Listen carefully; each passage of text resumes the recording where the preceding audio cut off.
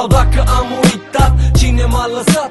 Problema e că mama s-a ridicat la cer și am rămas singur pe străzile din cartier. Doare tare, știi, nici nu îți poți imagina. Dacă aș putea te-aș înlocui cu altcineva. Lumea încă vrea să-mi facă rău, mamă, ce să fac? O să merg mai departe, pentru tine nu tac. Stai așa, pentru că nu am obosit. Stai așa, să fiu exact cum ți-ai dorit. Stai așa, să fiu exact cum îți doreai cândva. Lângă fratele meu, să nu simtă lipsa ta. Trebuie să fiu atent, să nu fac vreun pas greșit.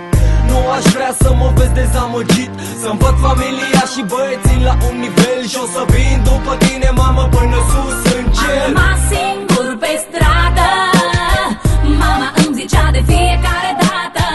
Nu înțelegeam, eram prea ocupat. Doare tare acum după ce-am realizat. Am rămas singur pe stradă, mama îmi zicea de fiecare dată. Nu înțelegeam, eram prea ocupat.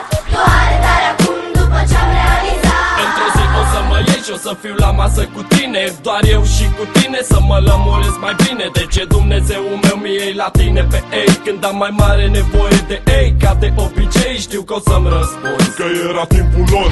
Știu că ce e scris rămâne scris în cartea cărților. Știi și tu momentul ăla când simt că înnebunesc. Moartea înseamnă durere, dar totodată-i firesc. Ai luat-o pe mama lui Șobil, ai luat și pe Biggie sus. În plus ai luat la tine pe cine m-a crescut, că mamă nu-i cine te naște, e cine